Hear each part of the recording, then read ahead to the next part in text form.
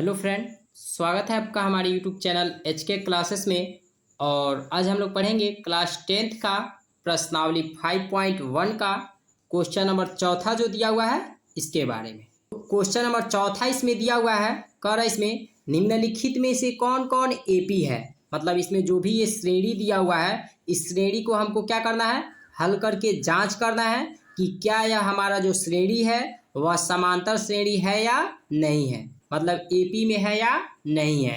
यदि कोई एपी है तो इसका सार्वंतर ज्ञात कीजिए, और यदि यह समांतर श्रेणी में है, मतलब यह यदि श्रेणी हमारा समांतर श्रेणी में है मतलब एपी में है, तो क्या ज्ञात करना है, इसका सार्वंतर ज्ञात करना है।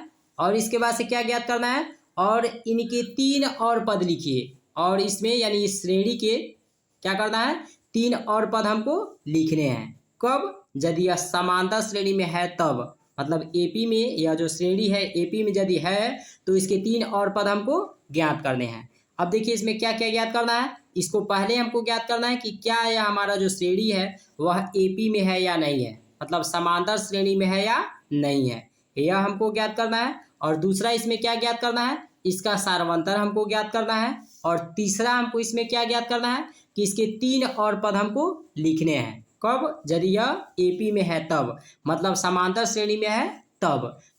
तो चलिए हम लोग इसको हल करते हैं। तो सबसे पहले हम लोग यहाँ पे हल लिखेंगे, और हल लिखने के बाद यहाँ पे लिखेंगे, क्या लिखेंगे इसमें, दिया है, क्या लिखेंगे इसमें, दिया है, क्या क्या दिया है, 2, 4, 8, 16 डॉट डॉट डॉट करके दिया हुआ है। पहला जो मतलब ये श्रेणी है वह दिया हुआ है, इसको लिख देंगे, ठीक है। अब इसके बाद से यहाँ पे क्या लिखेंगे, यहाँ पे लिखेंगे A1 बराबर, मतलब प्रथम पद A1 बराबर क्या दिया है, 2 दिया है तो 2 लिख देंगे। अब A2 बराबर लिखेंगे, A2 बराबर क्या दिया है, 4 दिया है तो 4 लिखेंगे, ठीक है। अब इसके बाद से A3 बराबर देखेंगे, तो A3 बराबर मतलब तीसरा पद क्या दिया है, 8 दिया है तो 8 लिख देंगे। अब इसके बाद लिखेंगे A4 बराबर, A4 बराबर कितना दिया है, 16 दिया है तो 16 लिख देंगे, ठीक है। अब हमको क्या ज्ञात करना है, मतलब सार्वंतर इसका ज्ञात करना है, ठीक है। तो क्या करते हैं, सार्वंतर ज्ञात करने के लिए यहाँ पे लिखेंगे सार्वंतर, ठीक है, सार्वंतर D1 बराबर, ठीक है, सार्वंतर D1 बराबर क्या हो जाएगा, A2 माइनस A1 हो जाएगा। अब A2 बराबर कितना दिया है, 4 दिया हुआ है तो 4 लिख देंगे, और माइनस है तो माइनस लिख देंगे। और A1 का मान कितना दिया है, 2 दिया है तो 2 लिख देंगे। अब 4 में से 2 घटाएंगे तो कितना हो जाएगा, 2 हो जाएगा। मतलब D1 बराबर हमको कितना प्राप्त हो गया, 2 प्राप्त हो गया, मतलब सार्वंतर D1 बराबर हमको 2 प्राप्त हो गया। अब इसके बाद से हम क्या ज्ञात करेंगे, फिर से इसका सार्वंतर ज्ञात करेंगे D2 बराबर, यहाँ पे लिखेंगे सार्वंतर, ठीक है, सार्वंतर D2 बराबर क्या होता है, A3 माइनस A2 होता है, D2 बराबर, ठीक है। अब A3 का मान हमने कितना यहाँ पे निकाला है, यानी कितना दिया है, 8 दिया है तो 8 रख देंगे, माइनस है तो माइनस रख देंगे। और A2 का मान कितना दिया है, 4 दिया है तो 4 रख देंगे। अब देखिए 8 में से 4 घटाएंगे तो कितना हो जाएगा, 4 हो जाएगा। मतलब D2 बराबर कितना मान प्राप्त हो गया, 4 प्राप्त हो गया। अब देखिए सार्वंतर यहाँ पे यानी D1 का मान 2 दिया हुआ है और D2 का मान 4 दिया हुआ है, मतलब सार्वंतर यहाँ पे बराबर नहीं दिया हुआ है। और जब सार्वंतर बराबर नहीं है अतः हम कह सकते हैं कि यह जो हमारा श्रेणी है वह समांतर श्रेणी में नहीं है, मतलब एपी में नहीं है। लेकिन यहाँ पे लिख देते हैं, क्या लिख देते हैं, अतः, ठीक है, D1 does not equal to D2, इसलिए यह, ठीक है, इसलिए यह श्रेणी, इसलिए यह श्रेणी एपी में नहीं है, ठीक है, एपी में नहीं है। और यही हमारा आंसर हो जाएगा। अब यहाँ पे क्या लिखेंगे, अतः D1 does not equal to D2, मतलब D1 का मान D2 के बराबर नहीं है। और जब D1 का मान D2 के बराबर नहीं होगा तो यह जो हमारा श्रेणी होगा वह श्रेणी क्या होगा, यानी समांतर श्रेणी में नहीं होगा, मतलब एपी में नहीं होगा। और जब एपी में नहीं होगा तो इसके तीन और पद जो हमको ज्ञात करने हैं वह हमारा पद ज्ञात नहीं हो पाएगा, ठीक है, इसलिए यही हमारा आंसर हो जाएगा। अब देखते हैं इसमें दूसरा जो ये श्रेणी दिया हुआ है, इस श्रेणी को हमको क्या करना है, हल करना है, और हल करके जांच करना है कि क्या यह जो हमारा श्रेणी है वह एपी में है या नहीं है, मतलब समांतर श्रेणी में है या नहीं है। और यदि यह समांतर श्रेणी में है तो इसके 3 और पद हमको ज्ञात करना है और इसके साथ साथ हमको क्या ज्ञात करना है, सार्वंतर ज्ञात करना है। तो चलिए इस दूसरा जो श्रेणी दिया हुआ इसको हल करते हैं। ठीक है, तो सबसे पहले हम लोग यहाँ पे हल लिखेंगे और हल लिखने के बाद से इसमें जो श्रेणी दिया हुआ है इसको लिख देंगे। लिखेंगे यहाँ पे दिया है, क्या लिखेंगे, दिया है, क्या दिया है, 2,5/2, 3, 7/2 और डॉट डॉट दिया हुआ है, लिख देंगे इसको। ठीक है, अब देखिए यहाँ पे A1 मतलब प्रथम पद हमारा क्या होगा, 2 हो जाएगा और A2 हमारा क्या होगा, यानी दूसरा पद 5/2 हो जाएगा और A3 क्या हो जाएगा, 3 हो जाएगा और A4 क्या हो जाएगा, 7/2 हो जाएगा। ठीक है, अब इसके बाद से हमको क्या ज्ञात करना है, यानी D1 ज्ञात करना है। यहाँ पे D1 का मान मतलब सार्वंतर D1 का मान हमको ज्ञात करना है। तो D1 का मान ज्ञात करने के लिए क्या होता है, A2 माइनस A1 होता है और A2 का मान कितना दिया है, 5/2 दिया हुआ है, माइनस A1 का मान कितना दिया है, 2 दिया है, तो 2 लिख देंगे और बटे में 1 लिख देंगे।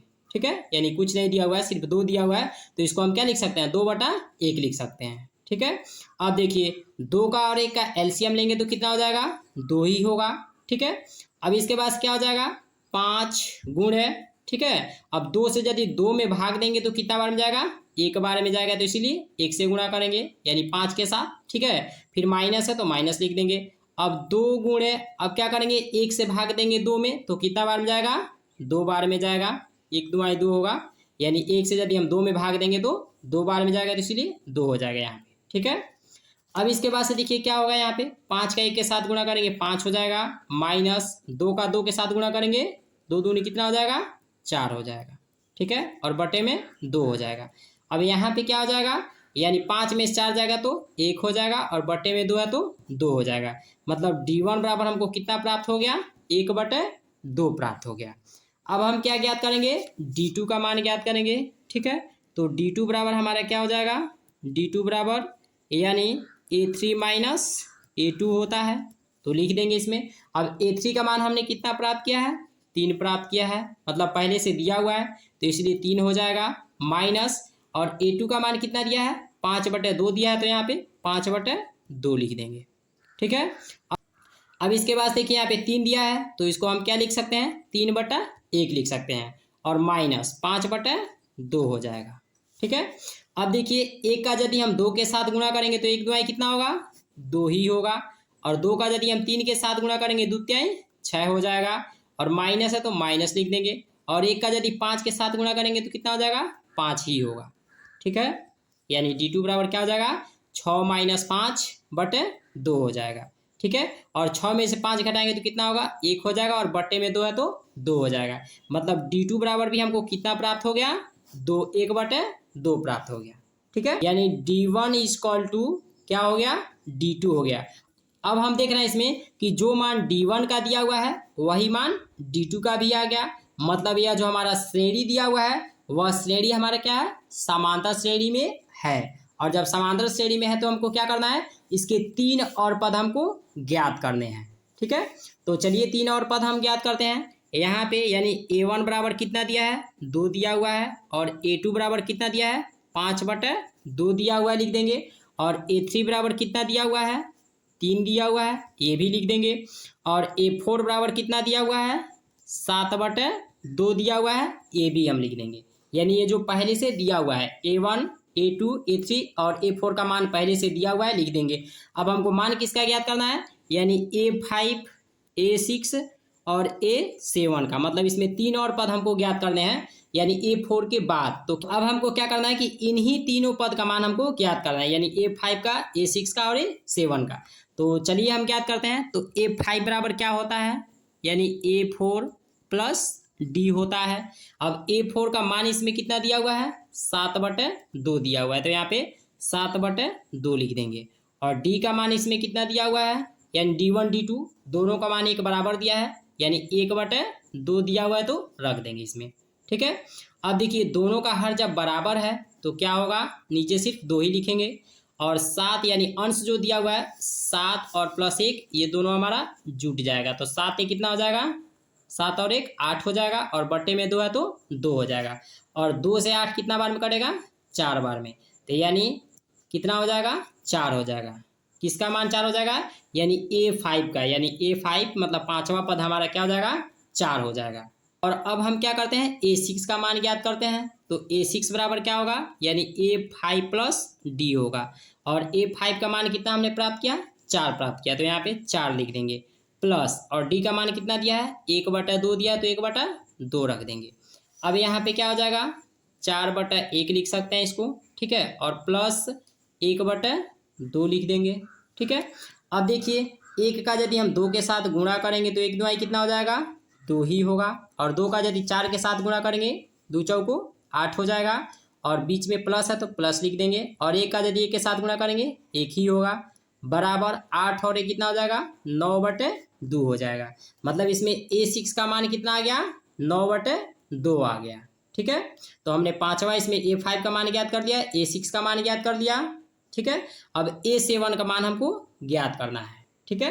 तो इसका क्या मान होगा, इसमें देखिए A7 बराबर क्या हो जाएगा, यानी A6 प्लस डी होता है फार्मूला, यानी ज्ञात करने के लिए A7 बराबर, ठीक है। तो A7 बराबर क्या लिखेंगे, A6 प्लस डी लिखेंगे। और A6 का मान कितना दिया है, 9/2 दिया हुआ है, तो क्या लिखेंगे 9/2 और प्लस डी का मान कितना दिया है, 1/2 दिया है, 1/2 लिख देंगे। अब देखिए दोनों का हर बराबर है तो क्या हो जाएगा, सिर्फ 2 ही होगा नीचे, और अंश जो ऊपर दिया है यह हमारा जुट जाएगा, यानी 9 + 1 हो जाएगा। और जोड़ेंगे तो कितना हो जाएगा, 9 × 1 = 10/2 हो जाए, ठीक है। और 9 में कितना हो जाएगा, 10 हो जाएगा, और बट्टे में 2 है तो 2 हो जाएगा। और 2 से 10 कितना बार में कटेगा, 5 बार में कटेगा। तो यानी A7 का मान कितना हो जाएगा, 5 हो जाएगा। मतलब इसमें 3 इसके पद हमको ज्ञात करने थे, किसका किसका, यानी A4 तक का दिया हुआ है, और A5 का मान हमने कितना ज्ञात कर दिया, यानी 4, ठीक है। और A6 का मान हमने कितना ज्ञात कर दिया, यानी 9/2, ठीक है। और A7 का मान हमने क्या ज्ञात किया, यानी A7 बराबर 5, ठीक है। और यही हमारा आंसर हो जाएगा, क्लियर।